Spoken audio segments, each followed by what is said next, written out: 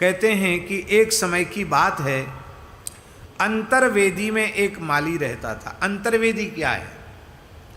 बहुत ध्यान से सुने, अंतर्वेदी क्या है? गंगा और यमुना के बीच के भाग को अंतर्वेदी कहा गया। हम लोग यहाँ बैठे ना कामवन में, ये अंतर्वेदी है। एक तरफ यमुना जी हैं और दूसरी तरफ श्री गंगा जी हैं। ये गंगा यमुना के मध्य का भाग उसे अंतर्वेदी कहा जाता है। ये बड़ा पवित्र भाग है। इस अंतर्वेदी क्षेत्र में एक बुद्धिमान माली रहता था।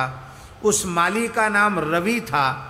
उसने तुलसी का बगीचा लगाया था और उस बगीचे का नाम वृंदावन रखा था। और उसने ऐसा एक प्रबंध किया था कि उस माली के घर में घुसकर ही कोई वाटिका में जा सकता था। दसों दिशाओं में सुंदर सुगंध होती थी। अपनी पत्नी के साथ वह पुष्पों का संग्रह करता था और उसमें से अधिक मालाएं तो वह भगवान नृसिंह को अर्पित कर देता था। कुछ ब्राह्मणों को देता था कि आप अपनी देव पूजा संपन्न करें, और कुछ पुष्पमालाओं को बेचकर अपनी पत्नी और पुत्र आदि का भरण पोषण करता था। बगीचे के रख रखाव में खर्च करता था। माला से जो कुछ प्राप्त होता था उसी से वह आजीविका चलाता था। उसका बगीचा इतना दिव्य था कि इंद्र का पुत्र जयंत प्रतिदिन स्वर्ग से अप्सराओं के सहित आता और फूलों की चोरी करके ले जाता। लो साहब, ये फूल चोरी का काम आज का नहीं है, बहुत पुराना है। बताओ, सामान्य व्यक्ति चोरी करे तो कोई बात नहीं, इंद्र को बेटा जयंत, देवराज इंद्र का पुत्र जयंत भी फूल की चोरी करने आता था। माली को बड़ी चिंता हुई। वो विचार करने लग गया कि मनुष्य तो इसके भीतर प्रवेश कर ही नहीं सकता। ये आखिर होता क्या है, कैसे फूल गायब होने लग गए, उसका मैं पता लगाऊंगा। तो वह अपने बगीचे में ही छिप गया। तो उसने क्या देखा कि एक दिव्य पुरुष आया और उसने वो फूल सब चुन लिए। बड़ा दुखी हो गया और वो पुष्प लेके चला गया। वो अब तो दिव्य पुरुष है, उसको कैसे पहचाने वो। भगवान नरसिंह से उसने प्रार्थना की, प्रभु नरसिंह जी महाराज, हम तो आपके सेवक हैं, हम तो फूल माला आपको खूब भेजते हैं, खूब पुष्प से आपका अर्चन होता है, हमारी इस विपत्ति से रक्षा करो। तो स्वप्न में नरसिंह भगवान ने उसे दर्शन दिया और दर्शन दे करके कहा कि हे रवि नामक माली पुत्र, तद्वाक्यम श्रुतवांश्चैव निर्माल्यम मम पुत्र क आनीय क्षिप्ताम क्षिप्र पुष्पा राम समीपता। तुम ऐसा करो, हमारे मंदिर का जो प्रसादी पुष्प तुलसी है उसको ले आओ और बगीचे में थोड़ा फैला दो। वो कोई भी देवता ही क्यों न रहे, वो जैसी मेरे निर्माल्य का स्पर्श करेगा, लांघ जाएगा, उसके पुण्य नष्ट हो जाएंगे और चोर पकड़ में आ जाएगा, फिर तुम्हारा संकट दूर हो जाएगा। उसने यही किया। पुजारी जी के पास गया नरसिंह जी के और फूल तुलसी ले आया और उसने बगीचे में थोड़ा फैला दिया। अब जैसे ही रथ में बैठ करके इंद्र का पुत्र जयंत आया और वो जैसे ही भीतर घुसा, अब उड़ ही ना पावे, रथ में ही ना बैठ पावे, रथ को छू न पावे। इंद्र के सारथी मातली ने कहा कि हे देवराज के पुत्र जयंत, ये निश्चित ही भगवान नरसिंह का निर्माल्य तुम लांघ गए हो, इसलिए तुम अब स्वर्ग नहीं जा सकते। अब तुम इस रथ पर भी नहीं बैठ सकते, तुम्हारी गति अवरुद्ध हो गई। गच्छामि दिव्यमेवाहम त्वं भूम्याम वत्स मारुह। बेटा अब तुम यहीं रहो, अब हम तो स्वर्ग जा रहे हैं। तो महाराज वो तो वाहन लेकर के, रथ लेकर के इंद्र का सारथी चला गया और अब ये बेचारा चक्कर में फंस गया जयंत।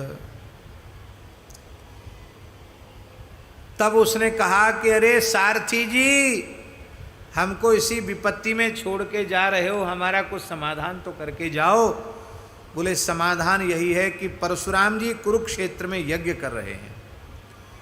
वो भगवान परशुराम कुरुक्षेत्र में यज्ञ कर रहे हैं जो 12 वर्ष तक चलने वाला यज्ञ है।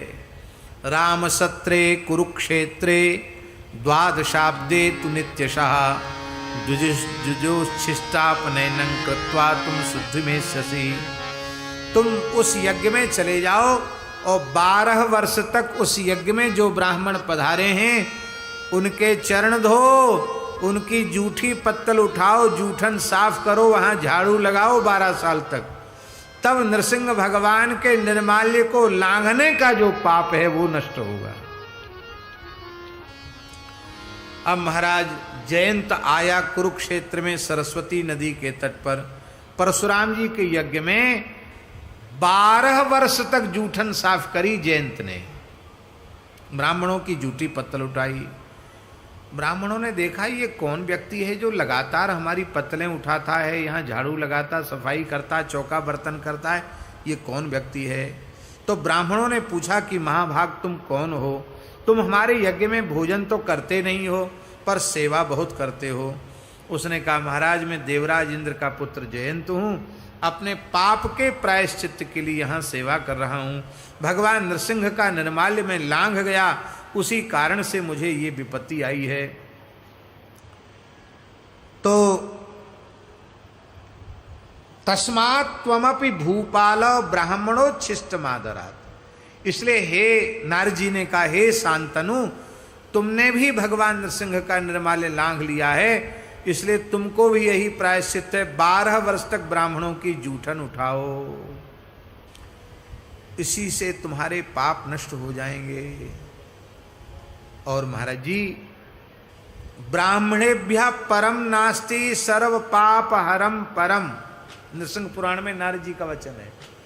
ब्राह्मणों की सेवा से बढ़कर संपूर्ण पापों के नाश का दूसरा कोई साधन नहीं है, इसलिए ब्राह्मणों की सेवा करो। भैया गौ ब्राह्मण और संत ये चलते फिरते भगवान के स्वरूप हैं, इनकी सदा अत्यंत श्रद्धा पूर्वक सेवा करनी चाहिए। 4 पैर वाले प्राणियों में गाय भगवान का स्वरूप है, 2 पैर वाले मनुष्यों में ये साधु ब्राह्मण ये साक्षात भगवान की विभूति हैं। अत ऊर्ध्वंच निर्माल्यम मा लंघय महामते नारसिंहस्य देवस्य तथान्येषाम देवोपसाम, किसी भी देवी देवता का निर्माल्य लांघना नहीं चाहिए। नरसिंह भगवान का तो विशेष रूप में मना किया गया है। इसका मतलब ये नहीं समझना कि नरसिंह जी का न लांघो बाकी सबका लांघो, किसी का नहीं लांघना चाहिए। पर नरसिंह भगवान थोड़े गरम मिजाज के हैं, इस नरम भी हैं, बहुत वात्सल्य भी है उनमें, पर गर्मी जल्दी आ जाती है। उनकी गर्मी देख के ब्रह्मा जी, शंकर जी, लक्ष्मी जी भी थर थर काँपते हैं, इसलिए वहाँ बहुत सावधानी रखनी चाहिए।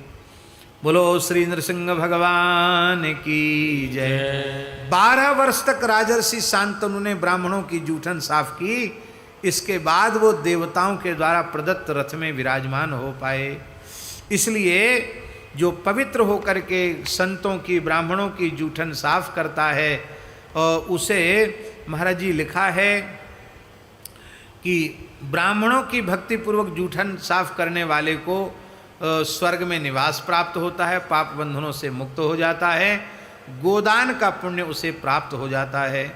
शांतनु की संतति का वर्णन है और इस शांतनु की संतति में सभी को भगवान नृसिंह का परम भक्त बताया गया। धर्मराज युधिष्ठिर को भी नृसिंह का भक्त यहाँ बताया गया और कहा कि महाराज परीक्षित अभिमन्यु का जन्म, परीक्षित का जन्म, परीक्षित से जन्मेजय, उनके वंश में शतानीक और अंत में सहस्रानीक हुए। इसी वंश में शतानीक के पुत्र सहस्रानीक हुए, जो बाल्यावस्था में ही राजा के पद पर विराजमान हुए और ये नृसिंह भगवान के परम भक्त थे। सहस्रानीक नृसिंह भगवान के परम भक्त थे। मृगवती से उनका विवाह हुआ और कौशाम्बी नाम की नगरी इन्होंने बसाई। कौशाम्बी कहाँ? प्रयाग के पास कौशाम्बी, चरवा कौशाम्बी में ही है क्या? तो कौशाम्बी नाम की नगरी बसाई और ये भगवान के वैकुंठ धाम को पधारे। ये बड़े उच्च कोटि के भगवान नृसिंह के उपासक हुए। बोलो भक्तवत्सल भगवान की जय। भूगोल और स्वर्गलोक तक का बड़ा सुंदर वर्णन है। अतल वितल सुतल महातल रसातल पाताल का वर्णन है और 7 द्वीप 7 समुद्रों का वर्णन है और भारतवर्ष की विशेष महिमा का यहाँ वर्णन किया गया है। बोलो भक्तवत्सल भगवान की जय। जय जय श्री राधे।